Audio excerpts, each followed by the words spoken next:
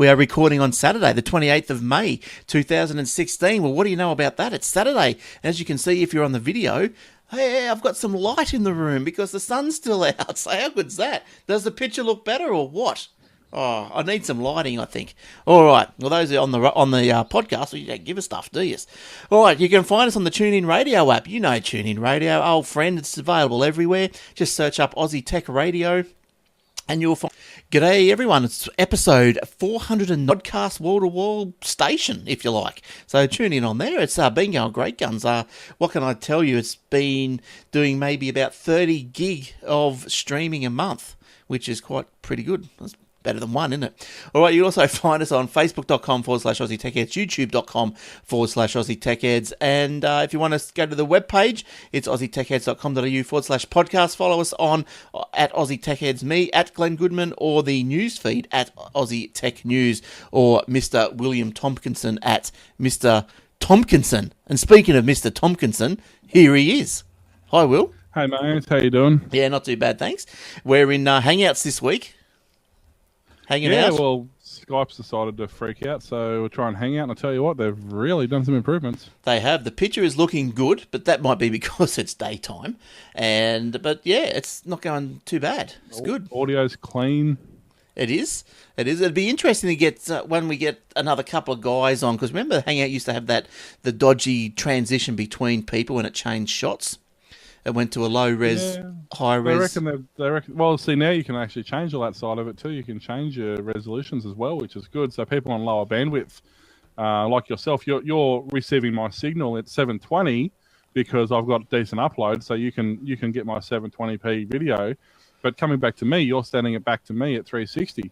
Yeah. Which really helps improve the smoothness of it, everything. So it's quite a nice way of doing it. Got a slight little tick in your audio. I don't know what that is, but we'll see how that goes. I actually think that is I think currently the house is having a earthing issue with the earth shielding in the actual house, because all my audio, my TV, my stereo, everything has a slight ticking in it. So I think there's something leaking into the earthing system somewhere. So you can you hear it yourself? Yeah. Yeah. So just every now and then you speak, it's like a sort of thing. Actually, it's in my. That's what I mean. It's in my computer. It's in my stereo, in my TV. It's in everything. It sounds like there's just a bad grounding. Something's not quite right. Well, you'll be out of there soon enough. Yeah, well, that's it. That's right. All right, don't forget, we are brought to you by ATH, Aussie Tech Heads, athwebhosting.com.au, shared web hosting services. You can install WordPress, get yourself up and running with a blog. I don't know, 3 clicks, maybe? Or once you sign in, 1, 2, 3, be under 10 anyway.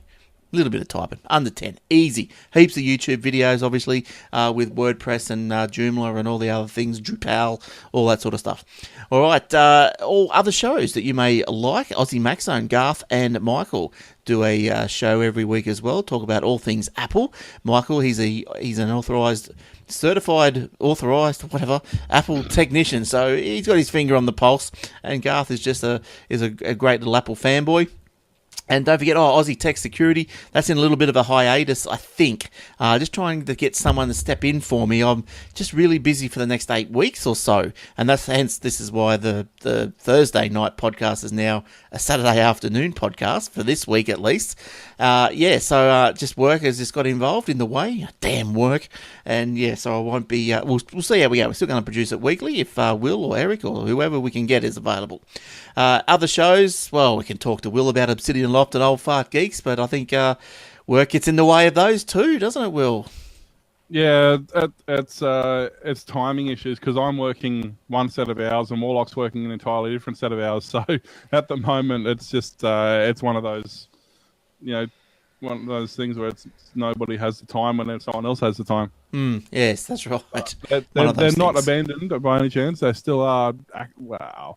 If you follow the Facebook and the Twitter, you'll see they're still actively being updated, but we just don't have the time for the podcasting at the moment. They're in mid-season breaks. So, all right, let's flop on out into the first story. Now, the US. It is a nice day for it. Well, it is, especially this first story is all about flopping.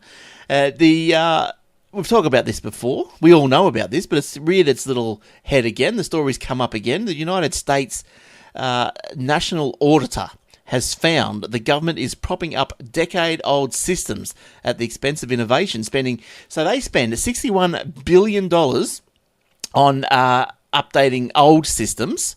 So they're spending $61 billion of the $80 billion allocated to it on the maintenance. So that's high. Now what they're doing is, this story, why it's come up again, is because it's the nuclear weapon system uses the 8-inch floppy disk. My goodness. Do I have a picture? Well, we knew about that because we did a story. We did that, it'll be 12 months ago now. Yes. But apparently they didn't know about it in the States. Well, do they have the internet over there? Oh, I don't yeah, know. but not one that works, it seems. Now, they cited the example of nuclear weapon platform used by the Department of Justice, which runs on an IBM Series 1 computer. The 16-bit machine, a 16-bit, jeez. Well, Series 1, well, what was the PS2? That was a 386, no, that was a 286 or 386? I wouldn't have a clue. So the PS1's going to be, like 386, like SS16 or something tops. Yeah, I don't know, but 16-bit. Probably not even, actually. No, 16-bit. Hang on, isn't that XT? Yeah, that's old. 16-bit. That's like XT, yeah, because after that, it went, after the AT series, which was your 286 and onwards, it was 32 bits. Yeah, so that's got to be an XT processor. That's like, my very first computer was an XT, and I could write documents on it. Well, it just goes to, it makes you wonder, is like, if this is an old 16-bit, use 8-inch floppy disks, like, what's the security like? How can it handle like 256? Actually, the security would be ideal because it would be completely isolated, so it's not going to be able to be accessed from outside, and it's going to be security through obscurity. It's basically going to be incredibly secure because nobody's going to have the technology to work with it. Well, you might have hit the nail on the head there, Will. Maybe that's what the go is. Do you think that's what let's assume, I can almost guarantee you there's still 8-inch floppy disks in production because I know that you can still buy brand new 8-inch floppy drives. So I'm assuming you can still buy the disks. So as long as they cycle their disks every couple of years and keep them on fresh media, theoretically, the system's 100% secure. I'm just going to try and find, here we go. Here's a picture. It doesn't sort of give you an idea of exactly how big the discs are, because it doesn't show you against anything. But you've got I suppose if you know how much the 3.5-inch was, fits in your hand, then you got the 5 1/4, which is the orange one there in the middle, and that you think that's big enough. 5 1/4 be the size of a 5 1/4. Yeah, and then you got the 8-inch. Basically, two of my phones, pretty much one on top of the other, would be 5 1/4. Yeah, and then the 8-inch would be, say, an old 45 record sleeve. Yeah, something like that. Yeah. So look, there's a picture of some of the drives. But yeah, so that's how old the tech is. So 16-bit uses 8-inch floppy disks for storage and date back to the 70s. Now, Defence also joined the Commerce, Treasury, Health and Human Services and Veteran Affairs Department to be outed, as they're still using Windows 3.1. So they love their old tech over there. Yeah, it's well, the watchdog similar called out the Justice Department because they're still using COBOL rather. Yes. Which is, well, anybody who's been in tech for happy 20 years. If you haven't been in for that long, you're not going to know about COBOL. No, well, COBOL, what's that? That was probably a 60s, it goes back 70s. 40 years, but I mean, it's still probably relatively active 15 years, 20 years ago, I guess. But yeah, so they're still using that. The Transport Department, so they're still using COBOL based for monitoring inmates and tracking. The 40-year-old platform is still used by Transport Department to track incidents involving hazardous materials. And the use of Windows 2003 servers for Homeland Security. Nice. I wonder what email server Hillary was using. I wonder if she had to dive into the archives. What was the Windows 3.1? 3.11. Yeah, that had an email. Aussie, was it? AOL? Yeah, it had an email server built into it. It was probably that. Yeah, right. But I mean, But that's why she's in trouble. She's probably used Server 2012. That's what. No, Hillary, no. You had to use Server 3.11. yeah, I know, right? It's. I mean, Well, all I can say is I wish they hurry up and got rid of the 3.1 software because I'm sitting on mine. I'm waiting for it to become valuable, to become rare, and it's not going to become rare if people are still using it, is it? So there's hurry up. For those who don't know what we're talking about, Windows 3.11 is like what 1992, something like that. But it there is actually an emulator on Windows. If you type in Windows 3.1 browser, there's actually an emulator built in to a browser, and you can have a play with it. It's Windows 3.1 and Windows 95, so you can see exactly how far we've come. And given this isn't, I suppose it's 20, what, it have to be 25 years ago, something like that now. So Yeah. Oh, happy birthday, 95. That's still that's past. 95. Yeah, well, that's 20. Yeah, that's 21 years ago now. Start Windows 95. I better not touch anything. Better not click anything. I might start. Yeah, that's the reboot. emulator. It'll work. No, it just loads up Windows 95 in your browser. Does it? Oh, let's have a look. Yeah. Here we go. Blame Will if it goes wrong. Are you sure What's this? Are you sure you understand the ramifications and are willing to proceed? You may be violating copyright law. Because technically, it wouldn't be a licensed copy of Windows. Oh, okay. I got a story about licensing as well this week. So, but it looks like this is going to... It will take a while. It's 135 meg, so it's not going to happen overnight. Oh, right. Well, it's Windows 95, so it's got to go back 16 or 10 years. But just remember that 20 years. It was funny. I saw a post on Facebook the other day saying that someone put a thing up Windows 8 on 125 floppies or something. I'm like, well, Windows 3.1 was on 3 floppies. Windows 3.11 was on 4 floppies. Windows 95 was on 8. Then Windows 98 came out on 15. Remember Windows 90, even 95? Did you you had 95 and then you had 95 plus. Yeah, but it was 95. You still needed to install the CD driver first. Yeah, because it was still DOS-based. Even 98 was the same. Yes. Although by 98, if you could still install off floppy, but it was smart enough to install off auto bootloader. But 95, you had to install. You had your boot disk, which installed your auto accept.bat and your config disk, which loaded your atapi.sys to load your CD-ROM. To load your Windows, or you could install it off 8 floppies, which were not copyable because they were 2 meg floppies. They were 1.44, but they were specifically formatted. Right.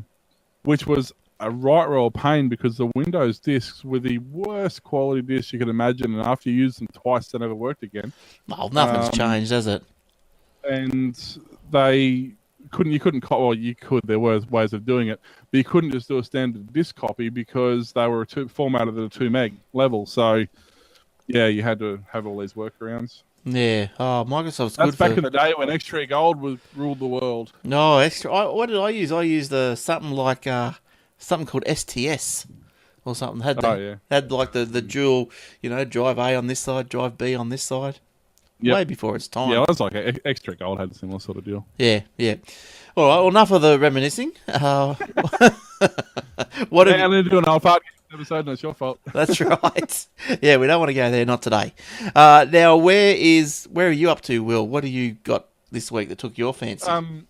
Yeah. So there's a few. Quickly, just touching on Telstra again. Yeah, what's going on? They're having a great week. They've just revealed another broadband outage was triggered by a bungled software update again for another domain name server again, which triggered a previously unknown fault, apparently, in some customers' modems. So this time it actually managed to destroy your modem. Wow. So basically, it was all ADSL. A lot of the it wasn't affecting cable. It was only the NBN or the ADSL connections.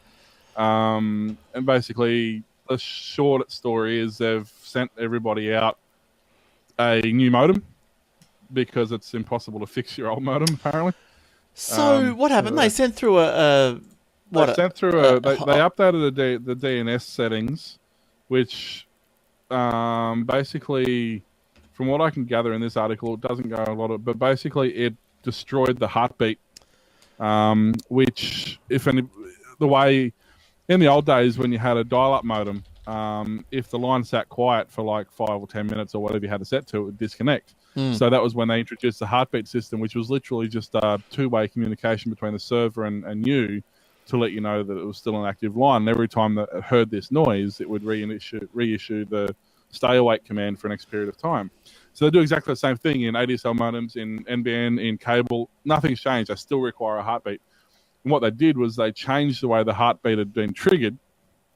And these particular batch of modems, the 370,000 or so, were unable to log in at the time.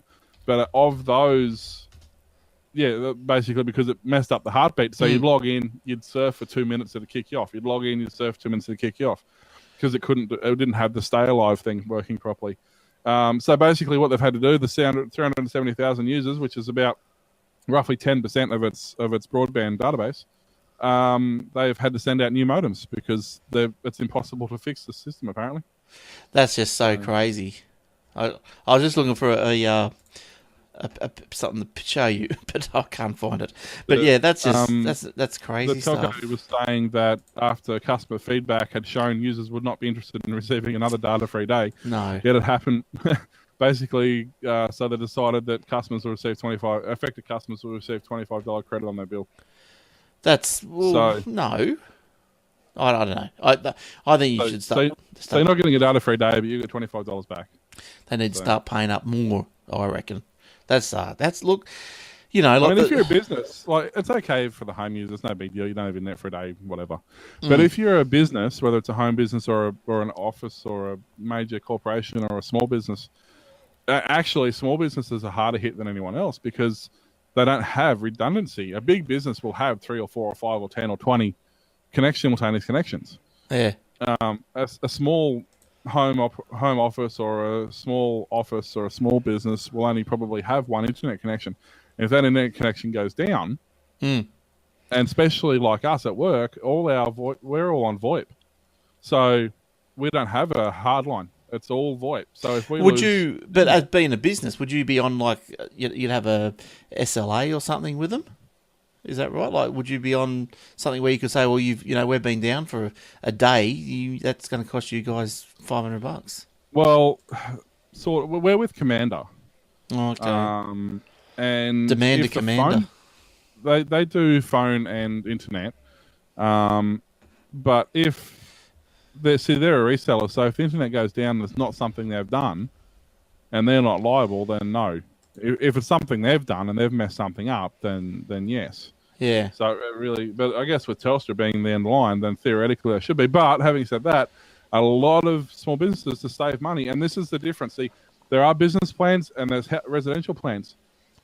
The business plans are dearer, but there's a reason they're dearer, and that's because they do incorporate those sort of fallbacks. Yes. Whereas a residential does not. So most small businesses, and just about all the ones I know, are all signed up on a standard residential plan because it's cheaper. It's $30, $40, $50 a month cheaper. Yes. So you're not signed up under a business contract, which technically means right from the get-go you're actually in breach of the contract. So pretty much anything they do from that point on, you just have to live with it. Yes. Well, that's right. So, I suppose if you're in a business and you rely on your FPOS, which obviously most would, just make sure you read your terms and conditions, make sure you're on the right plan if something happens, if things go down.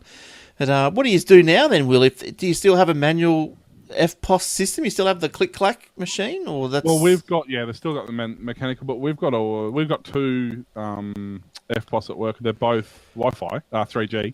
Yeah. One is through Vodafone, and it's been working perfectly fine. And one is through Optus, and it hasn't worked in 2 weeks because Telstra screwed the routing of the 2G network, which is what the Optus card we're using in our FPOS uses the 2G network from Telstra. Well, they sort of share the network. Yeah. And because Telstra cocked up all the back end, the Optus 2G hasn't been working. So anybody with an Optus FPOS hasn't been able to use it. No good. Now, last year, cyber attacks cost businesses more than $400 billion. And it's not just obviously the immediate consequences that causes. But breaches to a company's security can have a powerful ripple effect.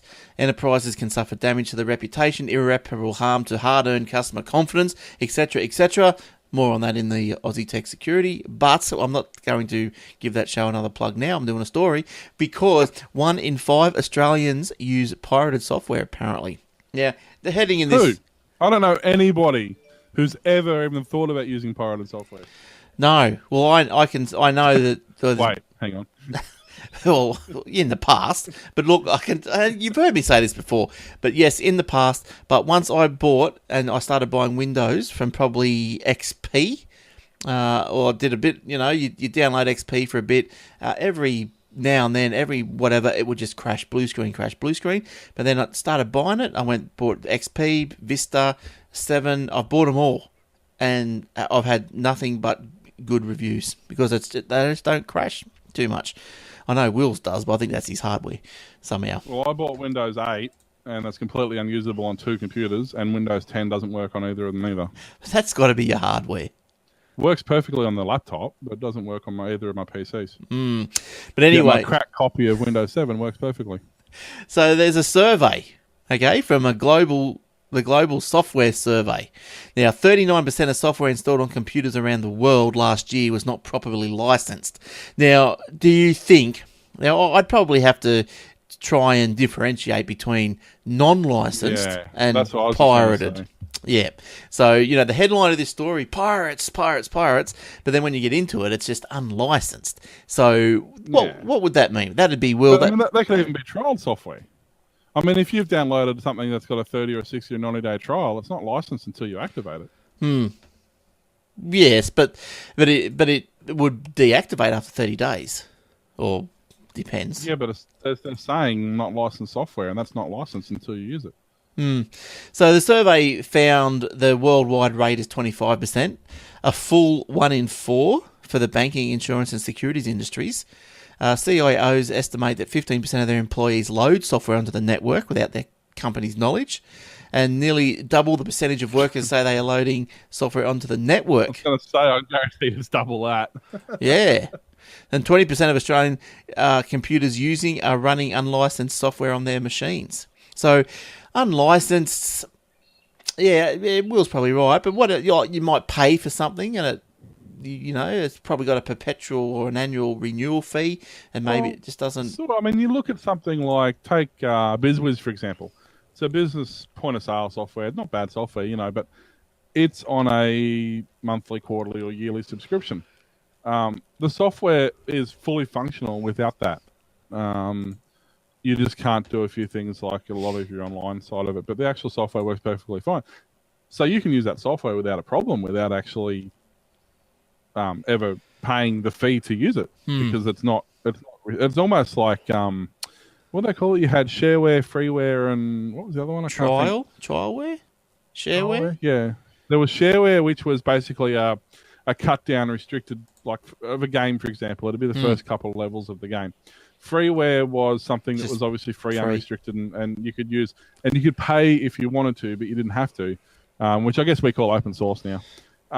And then trialware was full unrestricted access for 30 days or 60 days, and then it would lock it down and still be functional. But see, this is the other thing too, because it could still be functional, but just restricted access. Like if you've ever used Office, for example, and after the 30 days it runs out, it still works. There's just a lot of things you can't do. Or VidBlast is another one. VidBlast is completely functional, just with a watermark logo over the corner of the screen until you buy the licensing. So that's a good example, because VidBlaster is unlicensed when you use it, because you have to purchase a license to unlock it. So they're getting their terminologies really, really balked. Cool. Well, another potential incident, maybe this is the biggest scenario, is that, so because, you look, I'm just rereading this here, and, you got 1 in 4 for the banking insurance.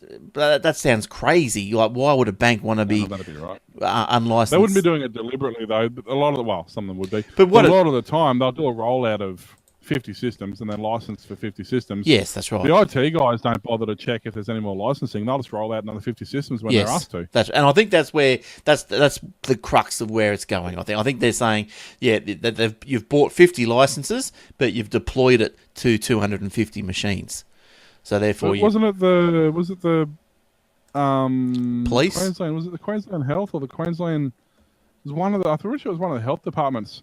They were using all this software, like this German software or something. They'd been using it for like 15 years or something, but nobody bothered to renew the license for like the last 5 years. Yeah, I think that might have been Victoria Police.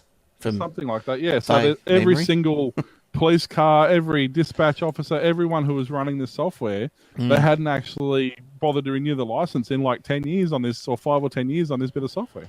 Yeah. Yeah, that's right. It's great. I'll tell you what I've noticed. You'd be a user of TeamViewer. You like the TeamViewers? TeamViewer and LogMeIn. Yeah, well, TeamViewers got onto me. They've they've given me little pop-ups saying, "Oh, you're using this commercially." Well, maybe, but no, I'm not. Like, why do I get these pop-ups? And because you got more than 2 computers on the system. Oh, is that what it is? What happens? You got to have less than 2. Once you go over 2 or 3, it assumes you're using it commercially because you couldn't possibly have 2 computers in your house these days. No, that's right. So yeah, look, I had a big list of people's computers that I'd logged into over time.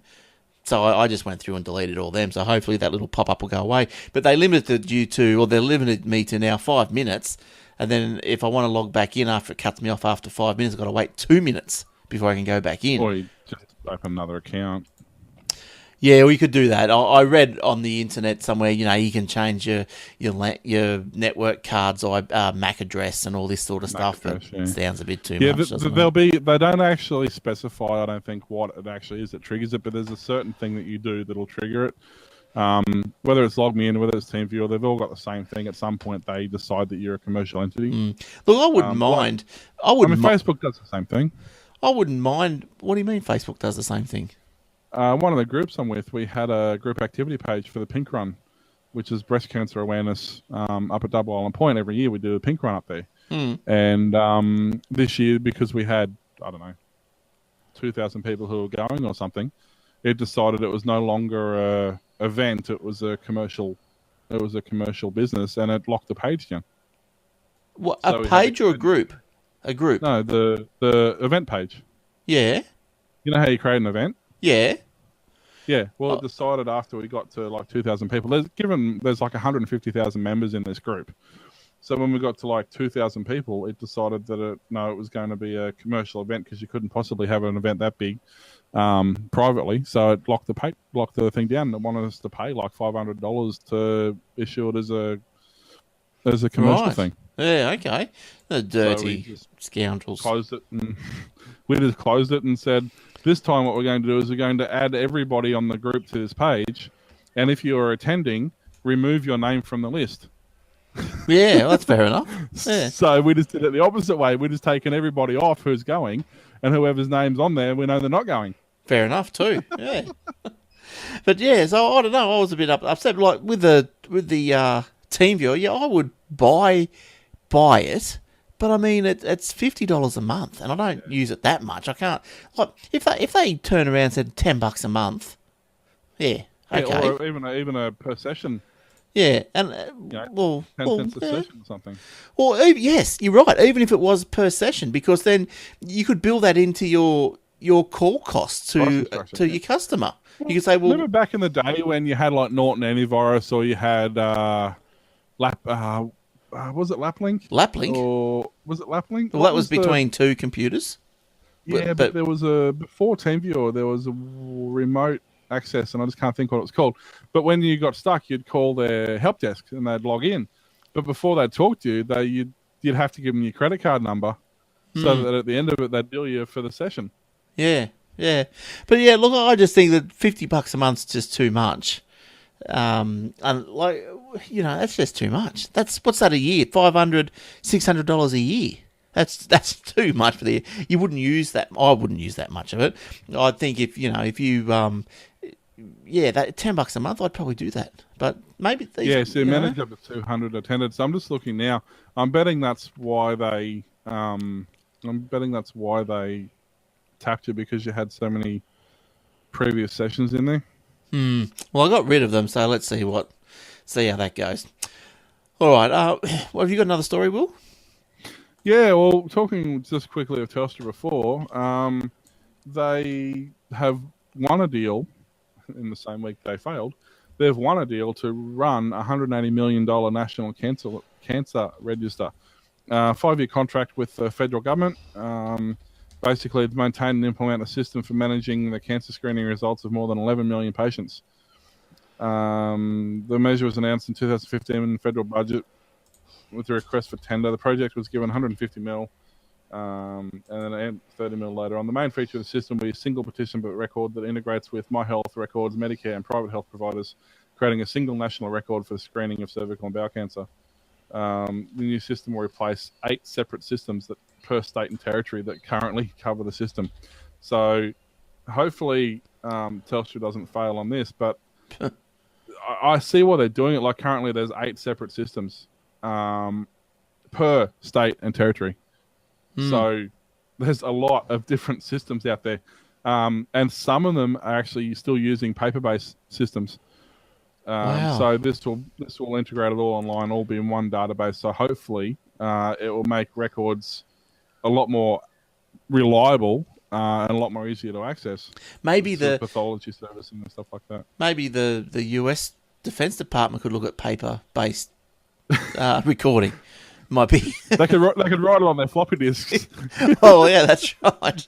But they could write it down. Put it in a folder. Put it on the shelf. Manila folder. They use Manila folders this year. Next year we'll upgrade them to the binders.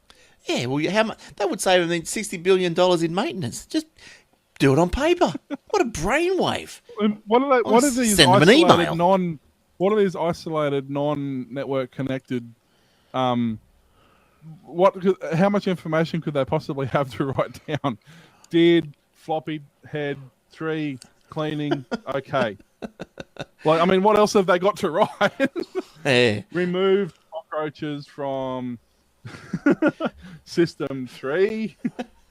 Yeah, you walk out, they go, they do because the defence, they want to get the young people in and everything. They got, they offer free washing of your clothes and everything, and you open up the door, you see the old, the roller washing machine. You put the mangles. Yeah, you put your washing machine, you wash them in the bowl, and then you pull them out and push them through the 2 rollers at the top. Use the old washboards with the mangles. That's it. I haven't seen one of those washing machines for ages. Let me have a look if I can Google one. My auntie and my dad both still have them. What, using them? Yeah. For every day? Yeah. Oh, jeez. They got their old Maytags.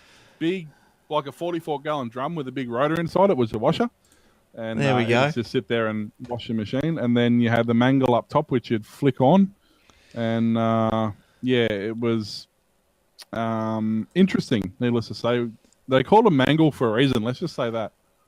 Yeah, well, if you got your head stuck or your hand stuck in it, you're finished. Yeah, they don't like releasing the clothes once they've got in there, I'll tell you that. They're amazing. I mean, don't get me wrong, the clothes come out and they're bone dry. There's an old school one. There's your old washboard. That's an old one. A washboard and a hand mangle.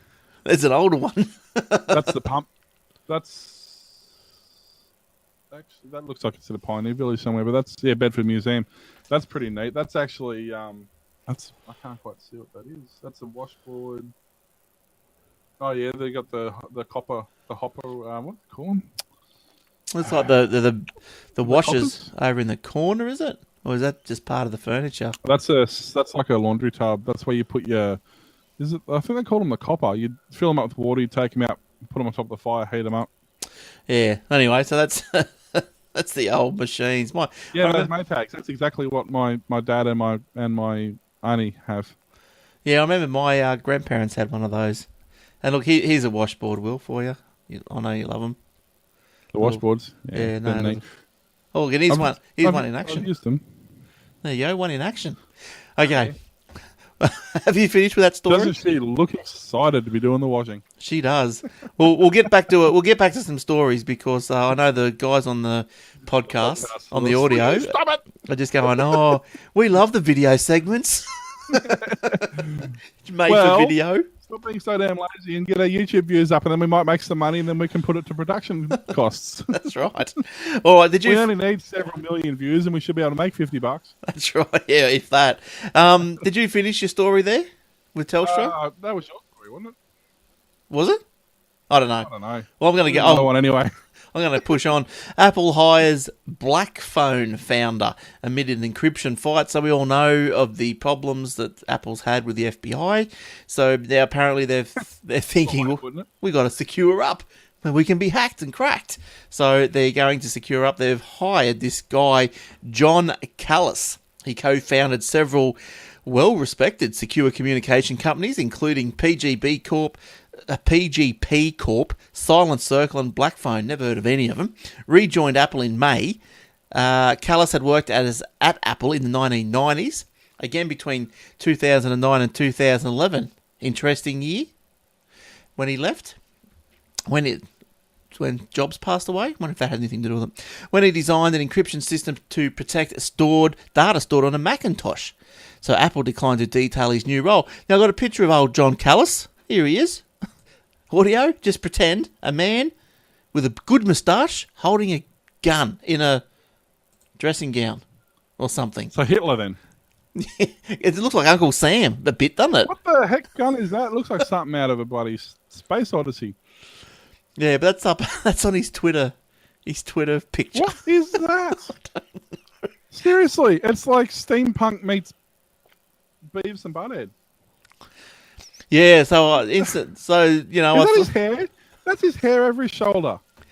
Hey, is it? Look at his Because I'm looking at that photo, and I'm thinking, oh, it's a bit John.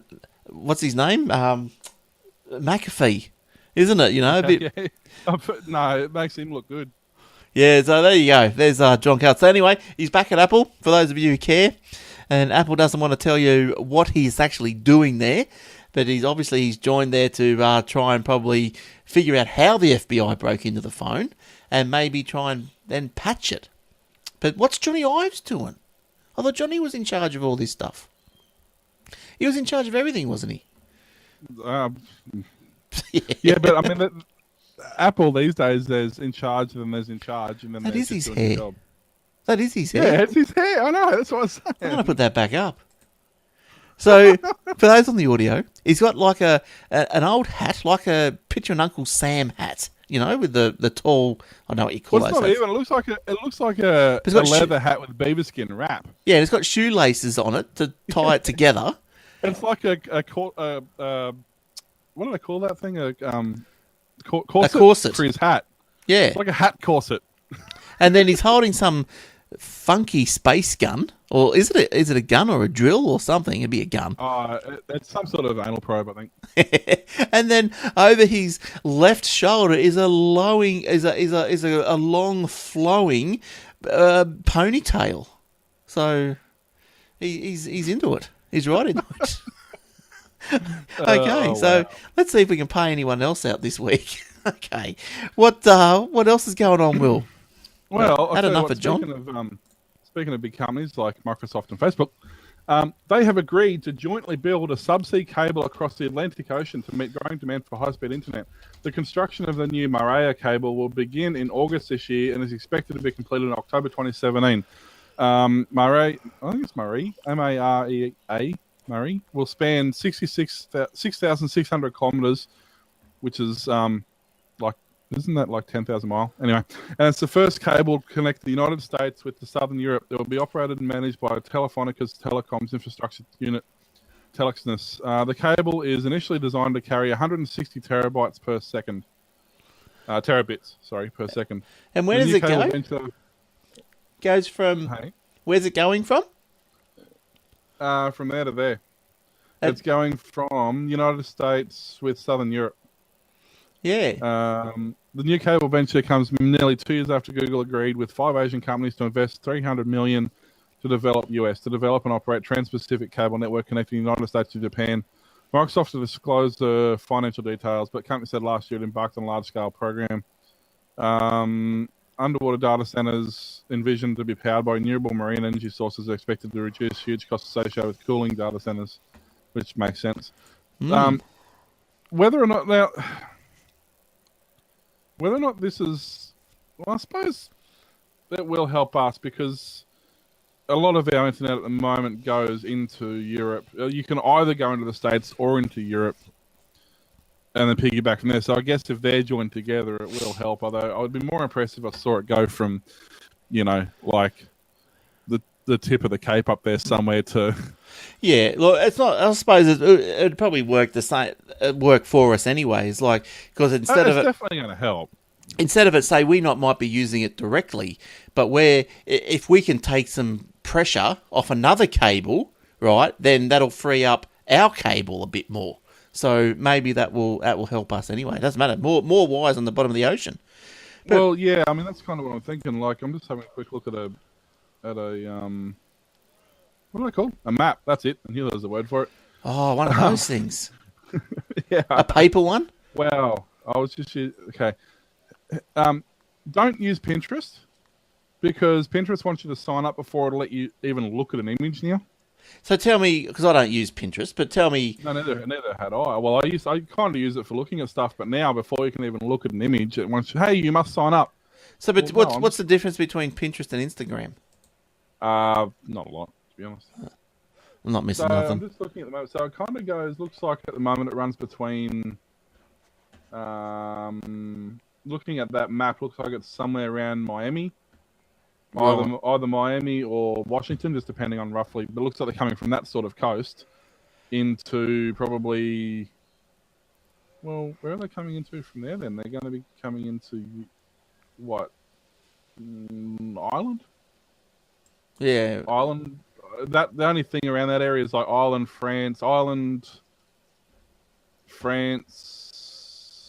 Spain, or Portugal. Sort of the only things in that general area. Just looking at the map quickly. Yeah. Look, it will kind of help us a bit. It'd be better if they ran a cable from like Darwin to like Indonesia, because Indonesia's already wired something insane. So if we just ran a cable from like Darwin to like Singapore, we'd be set. I'd rather if they ran a cable from Rabina to San Francisco.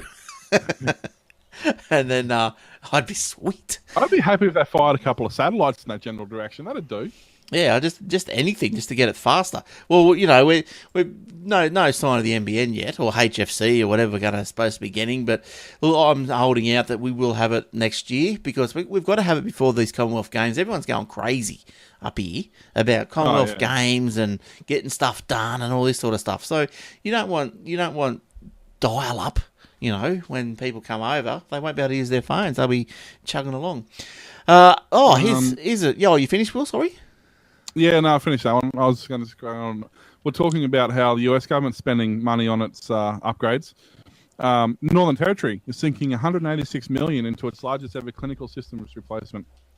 Oh, it's what? And the Northern Territory government has committed $186 million to be the replacement of 4 of its critical clinical systems with a single integrated patient information database, which will be accessible only to the Territory's hospitals and medical centres. The core clinical system renewal program will take 5 years and represents a comprehensive overhaul of the health system.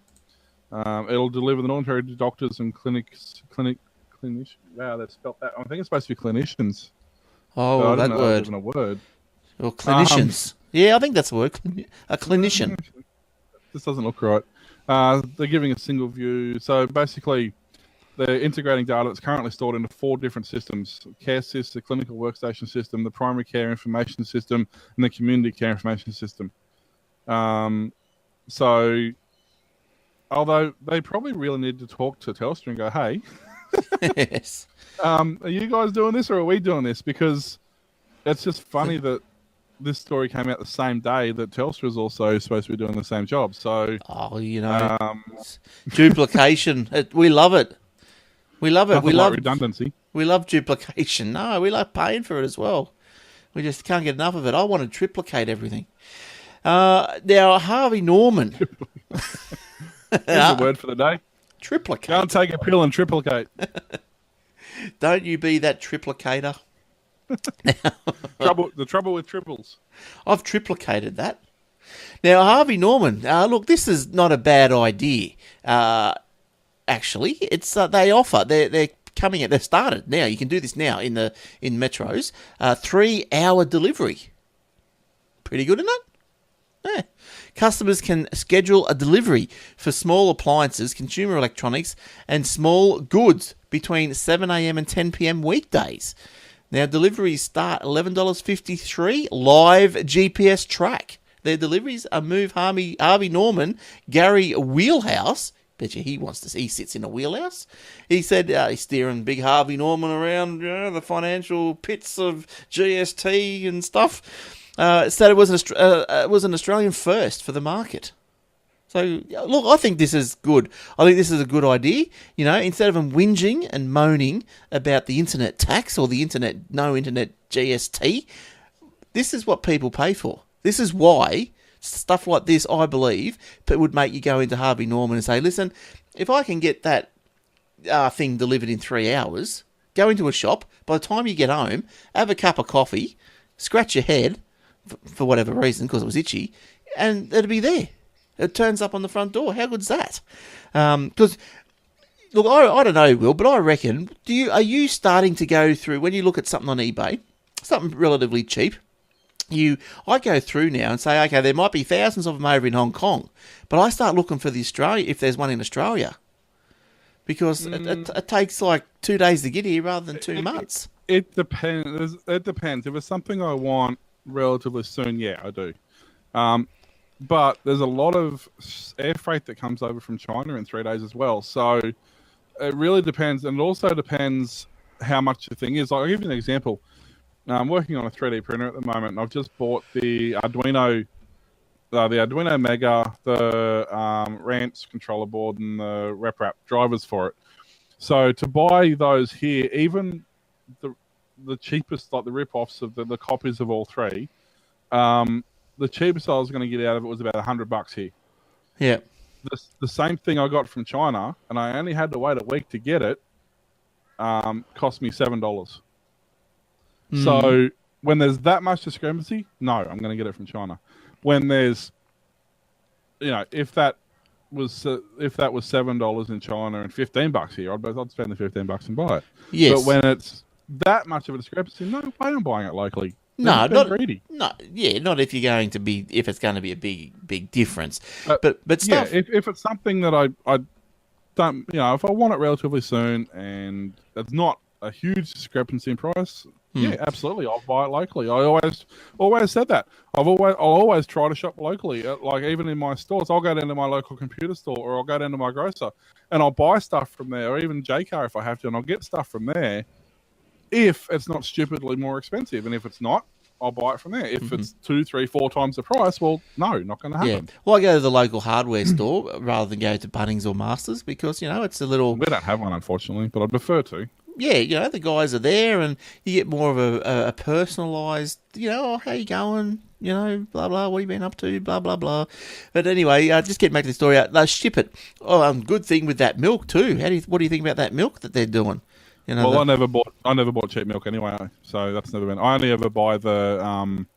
We've got Maloney Dairies and we've got Scenic Rim Dairy and a few others here, and I've always bought their milk anyway.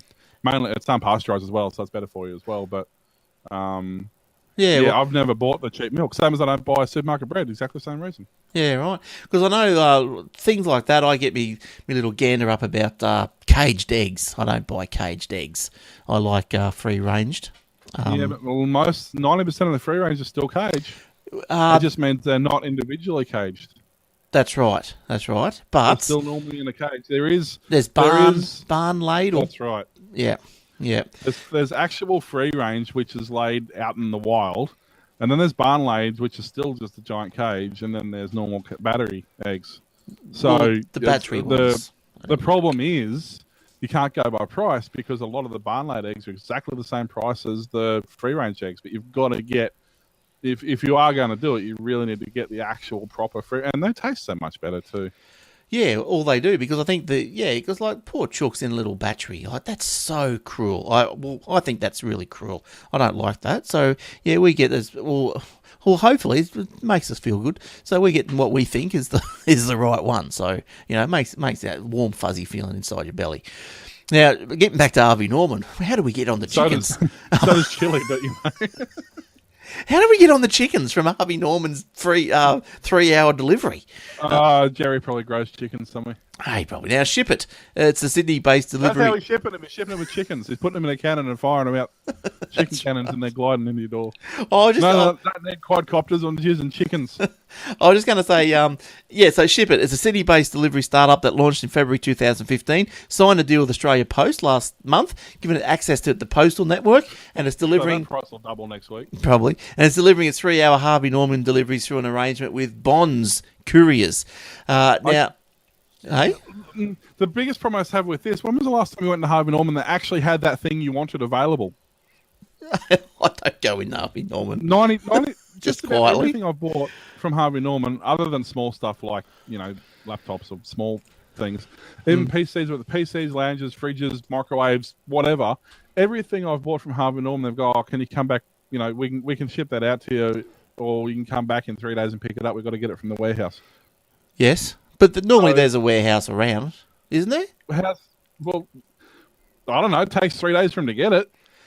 Yeah. Because I bought. Where did we? Yeah, well, look, 3 years ago, bought a stove and a range hood from old Harvey, and had to go to the warehouse. But I suppose being Gold Coast, there was a warehouse on the Gold Coast, because it probably services 3 stores, I'd say, something like that.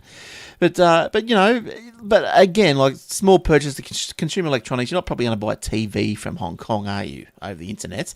Well, unless you go through Kogan. But, I was going to say, if you buy through Kogan, you are anyway. That's right.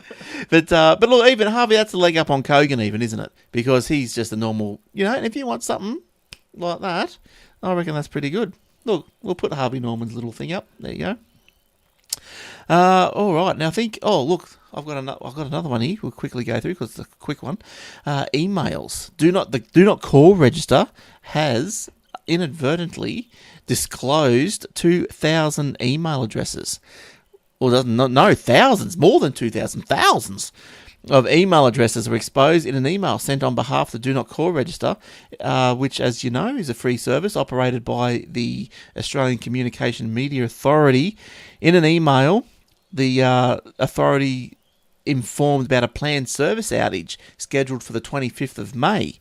Now, the email contained more than 2,000 email addresses in the to field. That's a pretty basic fail, isn't it? There's CC, then there's BCC. There's BCC for a reason. That's right. Use it. Do you think it's probably about time that, if you start putting more than 10 addresses in the to field, can't they put, are you sure you want to... By default, though, once you do 2 or 3, that'll freak out, but they're probably using custom software. Yes. Yeah, because... Yes. I think we must have been on that at work, because since about Friday last week, or week before, sorry, we've been getting 30 or 40 spam emails a day, whereas prior to that, we weren't getting any. So I reckon our email address must have been on that. Yeah, could have been. You'll have to get on that Have I Been Pawned website. Maybe they can tell you on that. Yeah, I don't think that's that current. Oh, isn't it? It was all right. I don't think so. Yeah. Because they've got to wait until that list becomes available so they know what was on it. Yeah, that's right. That's right. They try and get it. What else have you got? Will, anything else this week? Windows 10. Oh, what's my last story too? Fine, I'll use another one then. No. That's all right. I can. I got plenty more. It doesn't worry me. Oh, okay. We'll whip another one out. The Turnbull government, because we know how great they are, has forcibly removed any reference to Australia from the new UN report. The federal government has the nation axed from the UNESCO report on climate change and World Heritage Sites. Every reference to Australia has been scrapped from the final version of the 87-page report, which detailed the impact of global warming on 31 natural and man-made World Heritage Sites. The initial World Heritage and Tourism and Changing Climate report included a key chapter in the Great Barrier Reef, Kakadu and Tasmanian forests. But the Australian Department of Environment made sure every mention of Australia was removed, even though it lists other sites in the Asia Pacific region. So why were we removed? Because how else are they supposed to put a tourist destination right in the middle of the Great Barrier Reef if it's listed as endangered? Oh. Yeah, I don't know. Purely money. It's Don't the know. only reason they've done it. How funny is it watching the... Sorry, keep going. I'll get onto my tangent in a minute. I was going to say, that's the only reason I can possibly think of they've done it, because everyone knows it's relatively in trouble. Everyone knows that things like Kakadu and all that are prime spots for tourists, and while ever it was being listed as heritage or environmentally impacted, they couldn't do anything with it. So as soon as they remove them off the list, guess what? It's free reign to everybody. Yes. Well, I forget where I was going now, but I'll move on. Okay. What's I?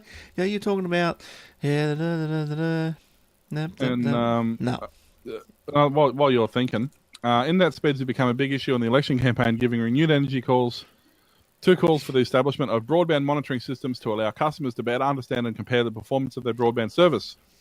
Monitoring programs are up and running in the UK, US, Singapore, New Zealand, and Canada, but the push to establish similar systems, and they hate it when I say it like that, push similar systems in Australia has taken time.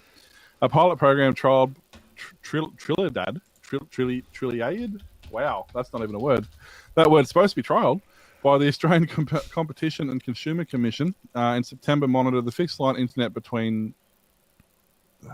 Wow, proofreading, guys, seriously. The fixed line internet connection, take out 3 words, of about 90 Melbourne households was deemed a success by the completion watchdog. That's competition. Wow, they have completely screwed this article up. The program used... They must have been typing on a slow net connection. The program used network probes to access key performance, blah, blah, blah. The ACCC's pilot program last year demonstrated that there are no major technical hurdles in the way of implementing a program in Australia. Currently, it's difficult for the average Australian customer who's experiencing problems with the broadband connection to understand the source of the problem, nor is there an easy, robust way for consumers to compare speeds and reliability between ISPs. But basically, the program is designed to paint a picture of network performance across the different ISPs on the market. The Australian CCC is long... so basically what they're saying is that...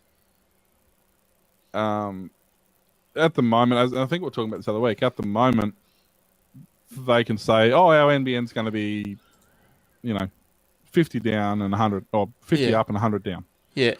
But that currently is based on the theoretical availability of the clouds aligning and, shooting stars and planetary interaction.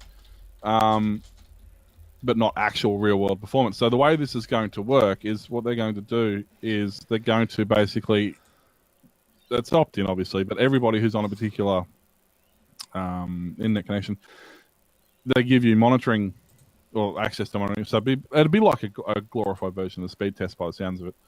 And it regularly does this particular test for a certain amount of time, and they data log all the connections of this particular ISP and all the connections of this ISP in this location. And they actually... will put that up. So when you go, what is the actual speed of my internet connection in my area? Yeah. They'll go, okay, you're on ADSL2, so your actual speed in your actual area, you're looking at 1 meg up, 20 meg down. So that when you get your ADSL2 and you have 256k up and 3 meg down, you then can ring them up and go, excuse me, what's going on? Drop the ball, fix it. Yeah. So, and conversely, they go, oh, yeah, you'll get 100 down and 50 up all day. Well, yeah, but here it says in my area, I'm actually going to get 40 down and about 10 up. They can't go, oh, well, So, this is something that I think really needs to happen to really get the ISPs to wake up, because currently they don't care, because there is no recourse for what they're doing. They can say any speeds they want because it's all theoretical. Oh, well, look at Telstra. They are taking the piss, aren't they? Really? Seriously? With their downs and outs and bloody hell, have a free data day. Exactly. Just as I said, that's getting to the point now where they are slowly starting to be held accountable, and I don't think they quite know what to do about it. Like, spend $1 billion, get your crap sorted, because look what happened with Vodafone. They fell over in a bundle. It's taken them a while to rebuild. If they have, I think they might be pretty much on their way now, but they had to spend... all right, but they spent $1 billion. 5 years. Well, and 1 billion as well. Yeah, but this is the sort of stuff they should be doing anyway, like just as a natural maintenance and progression. They should be just updating stuff and that. They've gone on to do a report for the ISP, the upgrades, integrations, the speed updates, the NBN rollouts, the whole lot. They've basically gone through and they put a plan in place saying that the consumer-focused government body says the cost of a program is modest. If a program were to be implemented at the moment, it would equate to 15 cents per broadband per connection per year is what it was going to cost to roll the NBN out nationwide, not just to the 85% or whatever it is, but actually nationwide is going to cost 15 cents on every connection that's already active. So they're saying, well, what's the big deal? Just absorb the 15 cents, pay that into like a trust fund, and make it happen. Anything to do with the government is hard work, and that's for sure. Well, and the problem is, it's not just the government. There's a lot of private entities involved in this now, and they're just as they've got just as little responsibility as the government does. The buck doesn't stop anywhere. It just gets passed along, and that's the problem. Yeah. And whatever that continues to happen, it's not going to get any better. The telecommunication ombudsman, they couldn't have used bigger words, has had more complaints so far this year than in the previous 5 years. Right. Yeah, right. So against performance of household broadband. So just in the first 4 months of this year, 5 months of this year, they've had more complaints than in the previous 5 years combined. Maybe we should all just write a letter. Just keep hammering them. They charge per page. That's right. That's right. All right. Last story. Well, for me at least. Forced Windows 10 installation upgrades. Now, I don't know if you've been hit with one of these, which I think this is pretty poor. Microsoft is, as we know, offering the free upgrade to Windows 10 if you've got 7, 8, 8.1. Until the 29th of July, when supposedly it's going to finish. Well, it's been advertised, and it's all intents and purposes it's going to finish on the 29th of July. Then you'll have to fork out about 170 odd bucks to go and buy it if you want to update. Now, Windows 10 changed from being an optional update to a recommended update in February this year. Now, it means that the operating system would install automatically for Windows 7 and 8.1 with automatic updates turned on. So most people have automatic updates turned on. So therefore, most people would... I know. The first thing I do when I get a system is turn it off. No, don't do that. Keep them on. No, turn it off, but do the manual update, but don't let it do automatic update. Oh, I'll let it do automatic. That's all right. It's only security. That's why every Thursday night we're going to wait an hour for you, because that's when the updates happen. well, yeah, that's the only downside. But for security and everything, you got to make sure you do it. Yeah. No, you still do the updates. There's nothing wrong with the security rollout updates. There's nothing wrong with that. The problem is you can't specifically choose to automatically update those. So you turn automatic updates off, you click on notify me when updates are available, and then it pops up a thing, and then you actually get to choose which ones you want to install. Yeah. So I don't install certain things. Like I won't install an inbox updated driver because it'll break my inbox. I won't install a couple of bits and pieces because I know they break. So that's every system I set up to manually install updates. And this is an exact reason why I do it, because they're turning into Apple. Now, since February and this auto update rollout thing, the Windows 10 has surpassed more than 300 million users. Since it was launched in September, so that's it's got up quite a kick along after being changed to auto update. Now the operating system, yes, as I said, will expire free update on 29th of July.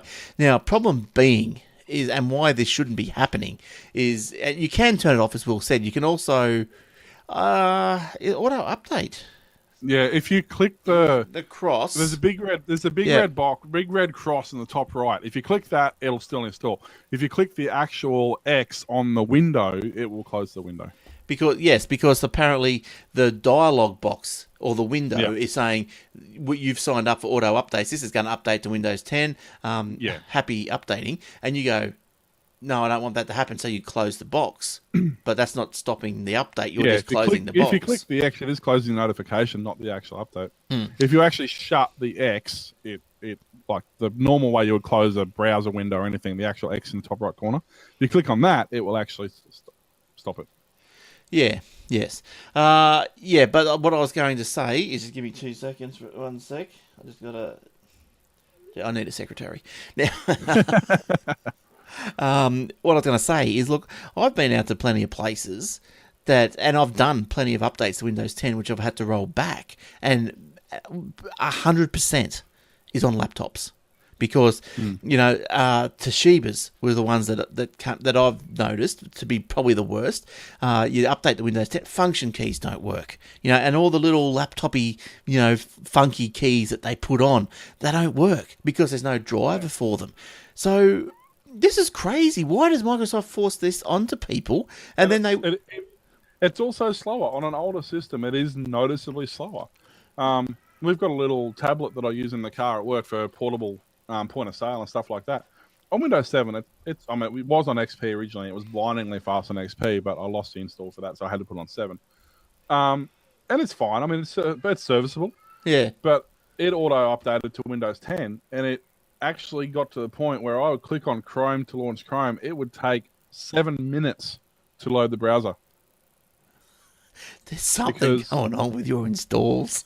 No, because this is an older system that's designed to run on XP. It didn't actually have the drivers for the SSD. It didn't have the drivers for video. These were not available in Windows 10, and yet it automatically did the update because it passed the compatibility, even though there were no drivers for these products. Yes, well, yes. That is a problem. 7.5 minutes is a bit crazy, but if you do find yourself auto updated, you can roll back. But geez, what a hassle! Like seriously, what a hassle! Just don't. And it's the Apple approach, and it pissed off everyone in Apple, so now Microsoft's trying it. Oh, we've just rolled out a new operating system. Here, have it. Oh, you don't want it? No, I mean have it. You don't have a choice. Just take it. Oh, I don't know what the answer is. Like, obviously, they want to move everyone to Windows 10 because it's obviously a lot easier and more economical to just service one operating system. You know why they want to do it? Because if you look at the way Windows 10's function, every time you search or every time you have two-way involvement with your computer, whether it's searching, whether it's browsing, whatever, it uses Bing as the back end. So every search you do, even if it's at the moment, if you go to your start bar and you click on search, it'll search for the programs in your start bar on your computer. Under Windows 10, if you do that, it still does the same thing, but it uses Bing. So every time they do that, they get ad revenue from Bing. So this is exactly why they want everybody to go to Windows 10, because of the Bing integration, because it's so flawless and so behind the scenes, you don't even realize you're supporting Bing. Bing is rubbish. Yeah, it says I know, but that's why they want you to do it. Look, I'll show you an example, if I can, and then we'll get out of here. If I can, let me put the screen up for you. I haven't even used that in a long time. It's changed. Yeah. So anyway, there's Google. So I'll go Bing. Okay. Now I've tried to Bing. Now I've tried to use this a few times to find stuff. Say I want to find, I don't know. Say I want to find an NVIDIA driver. I don't know, for I'll just make one up. I'll go GTX 770. Right? I'll go enter. Let's see what happens. Oh, that might not be too bad of a result. But anyway. But see, so it comes up, and yeah, look, that doesn't look too bad. But now if we go into Google, it's still too complicated. Now if we go into Google and see what it looks like. What was it, a GT? I've lost my search now. GTX 770, Google. So, NVIDIA. Maybe I was too specific. Maybe I should be less specific. Yeah, no, I know what you're saying, though, because it's exactly the same problem I have. Let's try. Hang on, sorry. Vanity searches are always good to compare okay. the difference. Well, let's do a vanity search and see what happens. I searched Aussie Tech Heads and it brought up your home address. Does that count? Oh, did it? Where'd you get that from? Bing. How's Bing know? Okay, so there's... there's Glenn Goodman, LinkedIn. Does it sort of mention Aussie Tech Heads? No, not really. No. So it's more concerned about this poor copper, same name that got shot or something. If you actually type Aussie Tech Heads, the first result in Bing is your address. So, but if I type in Google, so nowhere did it mention Aussie Tech Heads. If you do it Aussie Tech Heads in Google, the first one that comes up is the website. Yeah, as that's you what I mean. expect. Yes. Website, YouTube, Twitter, iTunes, TuneIn Radio, Facebook, Oz Podcasts, ATH, web hosting. Everything you expect to come up. You do the same thing in Bing. The first one that comes up is your home address, and then the website, and then YouTube, and then Twitter, and then Facebook. So I got some funky stuff because Google didn't give me any of that anyway. It gave me something similar to Bing. What's going on? No, you probably skewed the results because using the same browser for both searches, so the caching would be messed up. Do you reckon? You got to do them in two independent browsers, yeah. Okay, but anyway, I'll share caching. point is that Bing is too hard to work out. Oh look, there it is. It is my old address. I'll have to change that. All right, that's not bad. Okay, cool. All right, that'll do us. Will, are you finished? Yeah, there's an interesting read if you're interested on, even you like following what's happened with Uber, the taxi company we all know and love. Well, most of us do anyway. There's an interesting article on how they're planning to sue the Palaszczuk government for $786,000. So I won't go into that now, but if you do check that out, because it's actually quite an interesting read, and of course they're doing it via public peer pressure, the same way they do everything else. So check that out. Oh, I got a review up on the Bing Aussie Tech Heads. What does it say? Oh, there you go. Oh, good cold beer here. Oh, sweet. Nice. All right. Oh, look, it's getting dark. How is that? Started in the bright light. Now it's all dark and spooky. Yeah, I turned the light on earlier. I thought about that. Actually, the picture doesn't look too bad. It's grainy, but other than that, it's not too bad. All right, cool. All right, thanks for coming in on us at the afternoon, Will, and giving us your best. Hopefully, see you again soon. What is that? Magnifying glass? Oh yeah, I'm just curious. That's a lighting one, so you can see when you're working on things. Oh, nice. Good stuff. All right, so that will do us. Thanks for watching. Thanks for listening. And thanks for downloading or however you get us. Just thanks. And sorry it was late, but it might be a little bit over the place for the next 8 weeks. So we'll see how that goes. But hopefully there will be one per week. We've got to keep you up to date. And it's always good to go through the news and see what's going on. So until next time, it's bye from me. And I'm sure it's a goodbye from Will. See you, Will. What are we, the two Ronnies? See you, mate. Bye-bye. See ya.